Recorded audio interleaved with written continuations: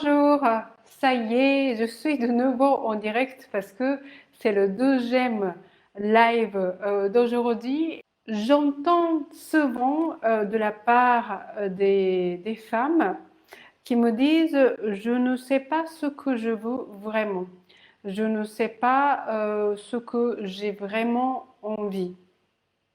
Et donc, c'est quelque chose qui est assez fréquent et donc je voulais parler sur ce sujet aujourd'hui. Alors dans cette vidéo, donc je vais parler de ce phénomène, je ne sais pas vraiment ce que je veux, je ne sais pas vraiment ce que j'ai envie et je vais partager avec vous mon point de vue ou le constat que j'ai fait issu d'accompagnement que je propose auprès de femmes, de pourquoi en fait par des moments on n'arrive plus à ressentir ce qu'on veut vraiment à l'intérieur de nous. Alors bonjour, c'est Minako Komatsu, je suis fondatrice de Kunda Yoga et l'auteur du livre Yoga Féminin et j'accompagne les femmes à révéler leur puissance féminine et saisir un défi, quel que soit le défi de santé, défi relationnel, et puis saisir ce défi comme une opportunité pour, euh, pour accorder une juste place à ses aspirations et sa puissance féminine.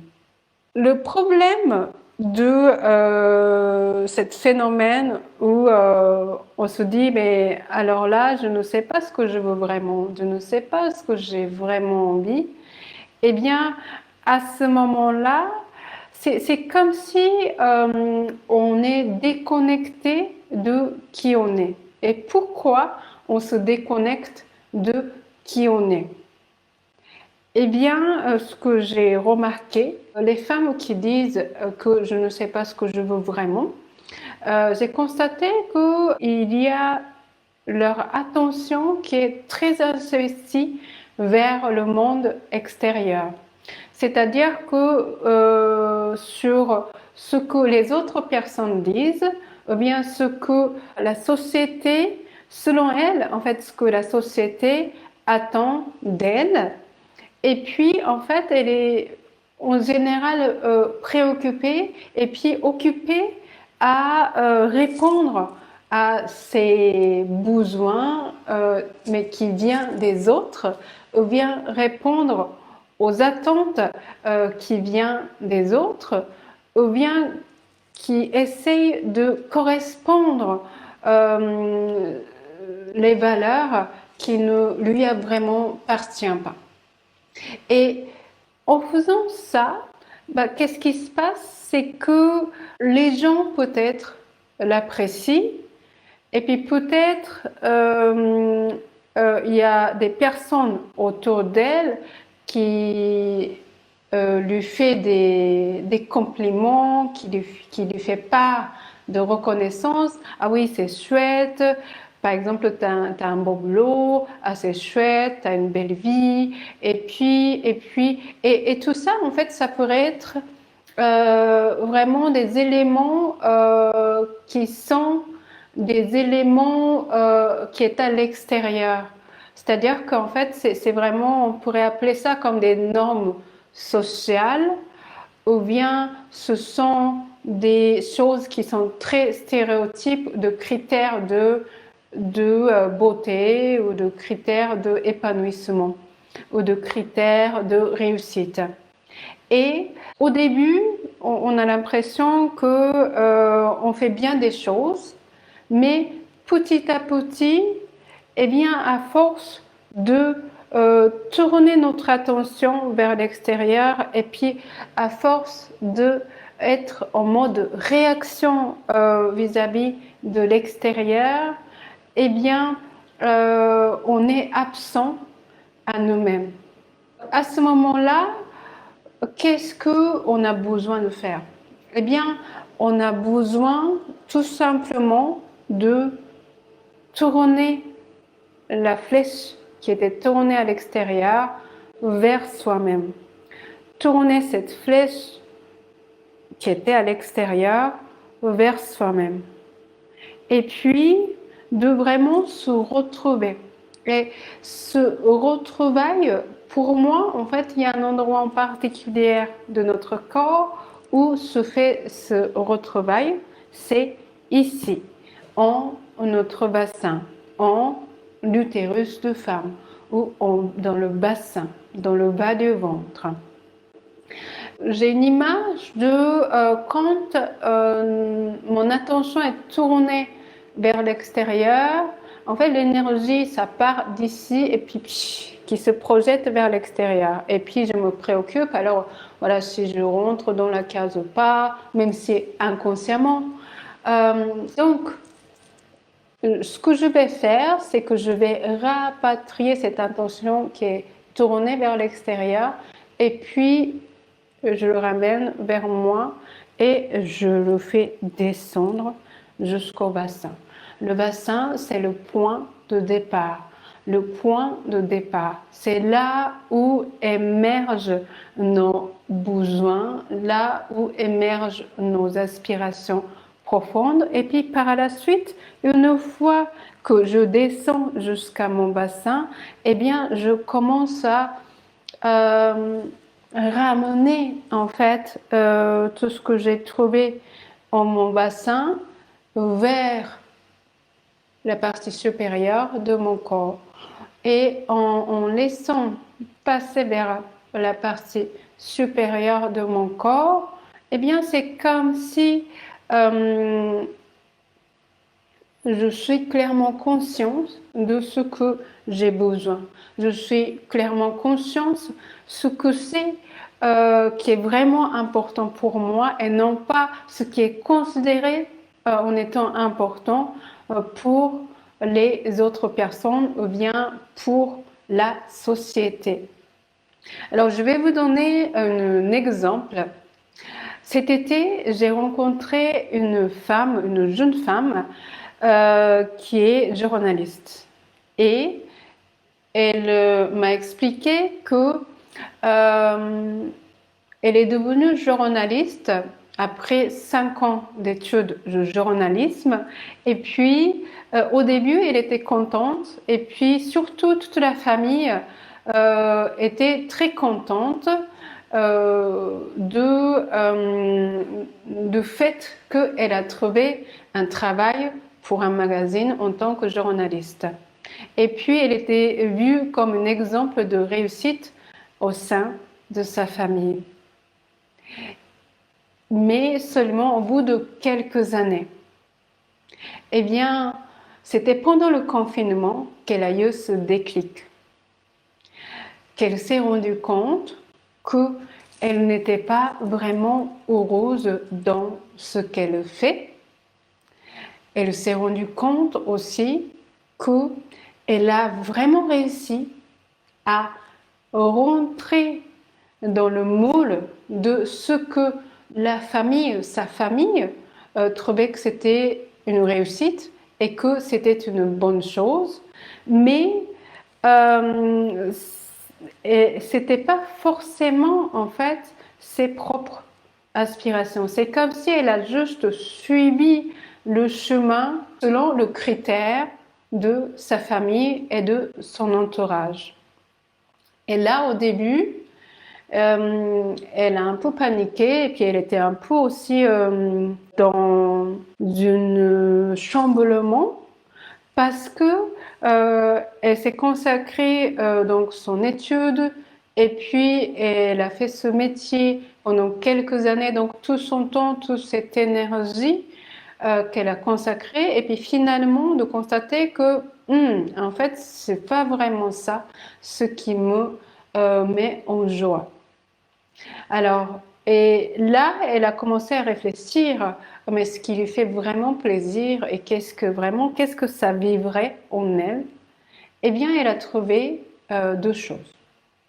Elle s'est rendue compte que pour elle, c'était important d'être en contact avec les gens, avec les personnes, dans l'authenticité.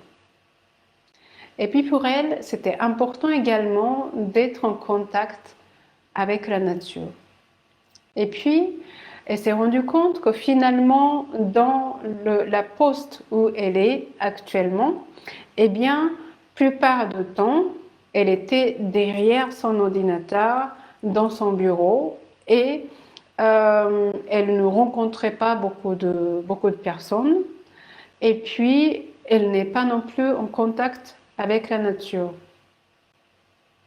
Et d'ailleurs, cette femme m'a avoué qu'elle souffrait de l'endométriose. En particulier, la douleur était très intense pendant la menstruation, pendant ses règles. Et elle m'a posé une question à propos, Minako. Qu'est-ce que, selon toi, qu'est-ce qui est le plus important pour les femmes qui ont été touchées de l'endométriose pour qu'elles vivent mieux, pour que leur qualité de vie soit meilleure, pour qu'il y a moins de douleur. Et j'ai répondu à cette femme, eh bien, selon moi, il y a plusieurs facteurs. Par exemple, il y a le facteur de hygiène de vie, il y a aussi le facteur d'alimentation, il y a aussi le facteur, le fait qu'elle elle a l'activité physique quotidiennement. Tout ça, ça contribue pour améliorer et assainir son terrain. Parce que l'endométriose est une maladie inflammatoire. Et donc, une des choses à voir, c'est comment on peut apaiser ce terrain inflammatoire. Et on peut améliorer notre terrain pour que, même si voilà, il y a des choses, eh bien, en fait, il n'y a pas une réaction inflammatoire qui parte à vif. Et donc, pour cela, tous ces éléments que je viens de citer, donc hygiène de vie, l'alimentation, l'activité physique, et tout ça, c'est très important. Mais par-dessus tout, il y a une chose. Il y a une chose qui est vraiment essentielle et auquel on ne pense pas forcément, mais pour moi, c'est le plus important. C'est notre capacité d'entendre nos besoins, notre capacité d'entendre nos aspirations le plus profondes et puis faire en sorte que je puisse être en accord avec mes besoins et mes aspirations. Ça veut dire que concrètement, faire en sorte que je puisse manifester, concrétiser dans la matière mes aspirations, que je puisse me donner le moyen de combler mes besoins. Et donc, cette femme, elle dit qu'elle fait et puis elle dit, mais tiens, mais c'est marrant que tu me dises ça. Parce que maintenant que je me rends compte que depuis que j'ai pris la décision d'arrêter le métier le métier de journalisme, et puis j'ai pris la décision d'élaborer mon projet. Eh bien, à partir de ce moment-là, les douleurs est nettement moindre. Et du coup, je vis vachement mieux mon endométriose. Et ce témoignage, vraiment, je l'entends de beaucoup de femmes. Et puis, j'entends aussi beaucoup de témoignages dans l'autre sens. Ça veut dire que, par exemple, quand je suis en contact avec les femmes qui ont de l'endométriose, par exemple, quand elles m'appellent, quand lors d'entretiens pour le programme de coaching, eh bien, à chaque fois, je lui pose la question. à partir de quand, quel que soit au moment où elle a été diagnostiquée, ou quel que soit au début où elle a commencé à avoir mal, mais à partir de quel moment ou quelle année, est-ce que vous vous rappelez à partir de quel moment où le symptôme s'est intensifié, la douleur est partie vraiment dans l'extrême. Et à ce moment-là, eh bien, la plupart de femmes me disent ah oui, en effet, et qu'elles peuvent vraiment identifier une période particulière de sa vie et à partir de cette période-là où le symptôme est devenu vraiment plus intense ou plus fort, la douleur est devenue plus forte. Et donc à ce moment-là, je leur pose la question, eh bien, qu'est-ce qui s'est passé à ce moment-là? Et là, à ce moment-là, en fait, beaucoup de femmes me disent qu'elle a eu un changement important ou bien un événement qui fait que à ce moment-là, elle a vécu comme un découragement ou bien un repli sur soi ou bien ça pourrait être une période où elle a rencontré, elle a vécu un événement qu'elle arrive toujours pas à digérer. Et c'est à partir de ce moment-là, souvent, que les femmes ont des symptômes beaucoup plus forts, les douleurs beaucoup plus intenses. Ça pourrait être, je peux citer quelques exemples, ça pourrait être une viol, mais aussi tout comme ça pourrait être, par exemple, une situation, par exemple, il y a un exemple que je peux vous donner récemment. Par exemple, j'ai discuté avec une femme, elle a dit, ah bah tiens, c'est vrai, en fait, moi, j'ai fait le tour du monde pendant 2 ans. Et quand je suis rentrée et que, en fait, quand je me sentais obligée de reprendre un travail salarié, en plus avec le métier qui était certes très bien payé et puis une poste importante, mais je savais qu'il ne me correspondait pas.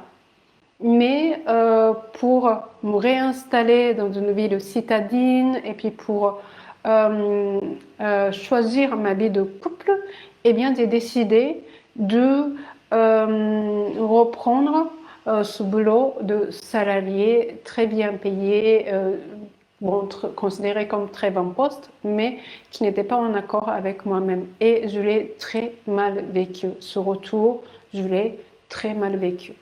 Voilà, par exemple, ça peut être un exemple. Ou bien d'autres exemples. Par exemple, l'autre femme qui disait qu'à partir du moment où elle a commencé à faire une étude de droit, alors que ce qu'elle voulait faire, c'était, elle voulait étudier l'art. Mais ses parents ont dit non, non, en fait, tu as très bonne note. Et puis, de toute façon, l'art, tu peux pas vraiment manger avec l'art, mais ça, c'est déjà juste une croyance de la part de ses parents et non pas, ça ne lui appartient pas. Mais à ce moment-là, donc, elle a suivi le conseil des parents. Et puis, à partir de ce moment-là, eh bien, en fait, elle commençait à avoir la douleur qui était devenue de plus en plus à vif. Dans ce sens, eh bien, si aujourd'hui vous avez la douleur d'endométriose, eh bien, ma conviction, c'est que cette douleur n'est pas là juste pour vous faire souffrir. Mais au contraire, en fait, cette douleur est là pour vous indiquer le chemin.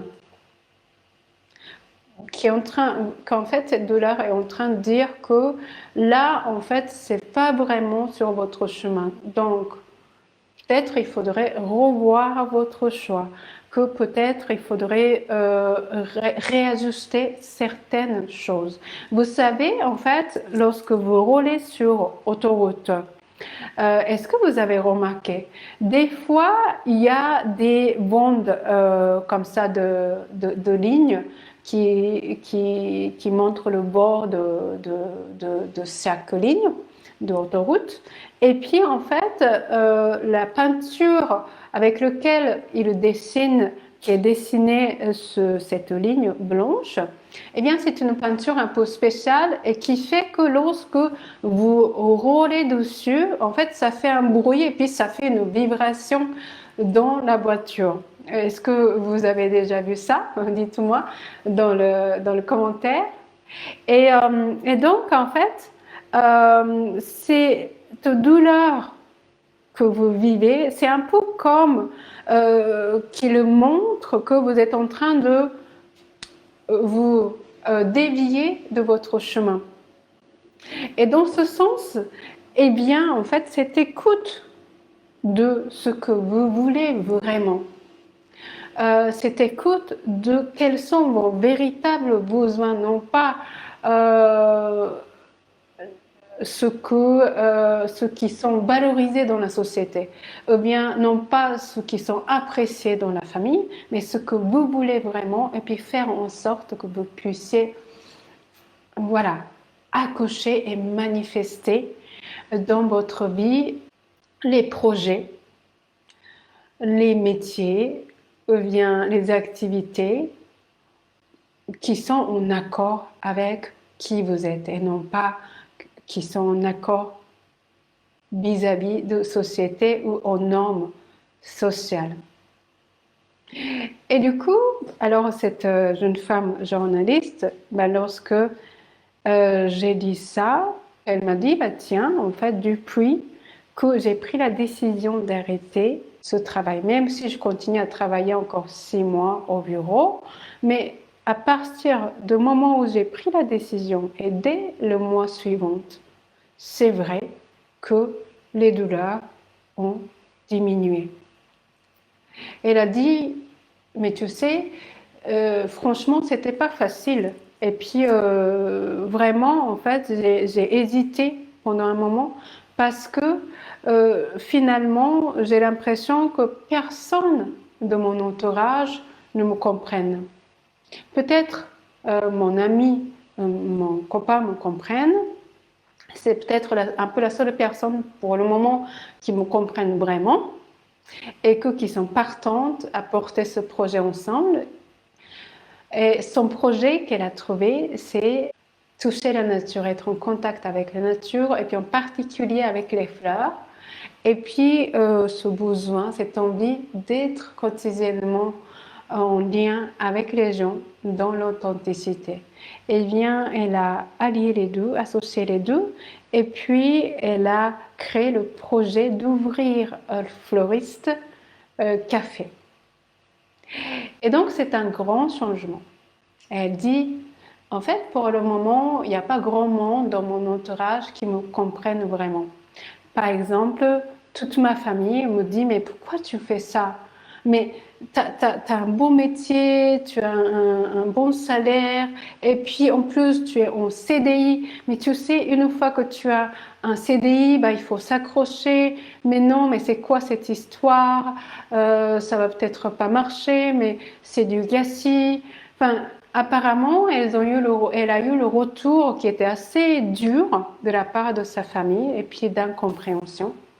Et puis c'était un peu pareil de la part de ces bandes d'amis qui ont plus ou moins en fait le profil qui remplit ces critères de réussite, mais vraiment par rapport aux normes sociales. Et qu'elles disent, ah mais je ne comprends pas sur tes choix. Et pourtant, elle a osé prendre cette décision.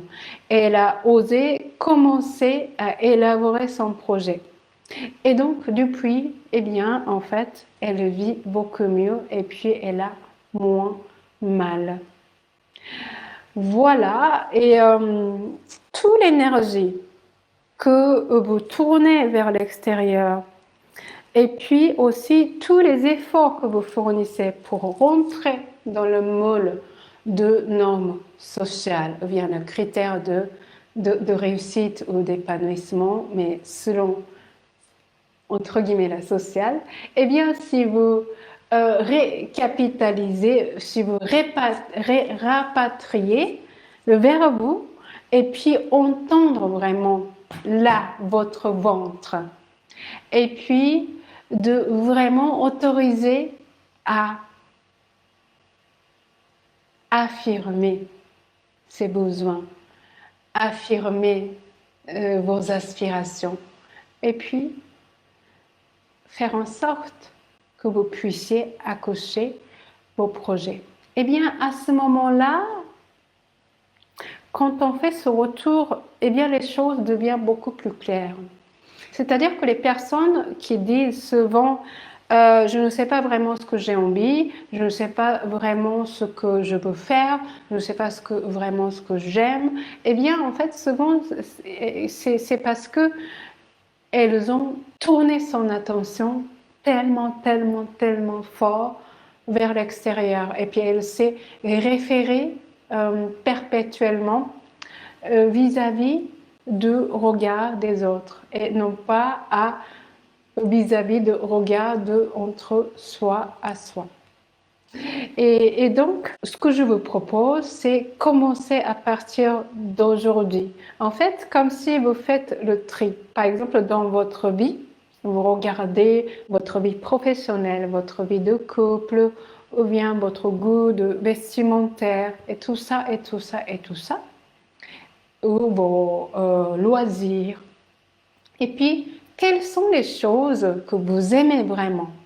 Quels sont les goûts que vous aimez vraiment? Et puis, quelles sont les choses parce que, en fait, vous l'adaptez, parce que c'est considéré que c'est une bonne chose. Et puis, vous commencez à mettre petit à petit de côté les choses qui ne vous appartiennent pas. Et en faisant ça, en fait, vous rapatriez votre énergie, vous rapatriez votre attention vers qui vous êtes, enfin vers qui vous êtes. Et vous pouvez à ce moment-là ressentir et vous pouvez aussi palper ce que vous voulez vraiment, de ce que vous aimez vraiment. Tant que je m'approche et puis je continue à être un peu partout pour combler en fait ces critères, mes critères, comment dire, fondés sur les normes sociales, eh bien, en fait, c'est difficile pour moi de vraiment m'entendre. Donc, la première chose à faire, c'est un peu lâcher les mains et puis ramener davantage l'énergie et surtout l'attention, cette écoute vers soi, vers mon ventre. Et puis entendez cette petite voix. Qu'est-ce que vous voulez vraiment? Et puis qu'est-ce que vous ne voulez plus? Qu'est-ce que vous aimez vraiment? Et qu'est-ce que vous n'aimez pas? Et puis osez affirmer. Alors, samedi 26 septembre, eh bien, j'organise une rencontre à Paris. Vous êtes invité. Si vous souhaitez venir me rencontrer, eh bien, c'est une occasion. C'est une rencontre autour de mon livre qui est sorti juste avant le confinement. Et donc, depuis, je n'ai pas encore eu l'occasion de célébrer sa naissance. Et donc, j'aimerais bien célébrer la naissance de mon bébé, Yoga Féminin, avec vous. Donc, si vous souhaitez venir, c'est un samedi soir à 19h à Paris. Allez regarder, j'ajouterai dans le descriptif le lien pour réserver votre place. En fait, c'est une soirée de rencontre totalement gratuite, mais je vous demande de vous inscrire juste pour savoir combien de personnes qui en auraient. Et comme ça, nous allons passer un bon moment. Je suis en train de préparer pour cette soirée. Donc, il y a Hiroko, mon amie Hiroko, qui va nous préparer des délicieuses amuse-bouches japonaise et végane.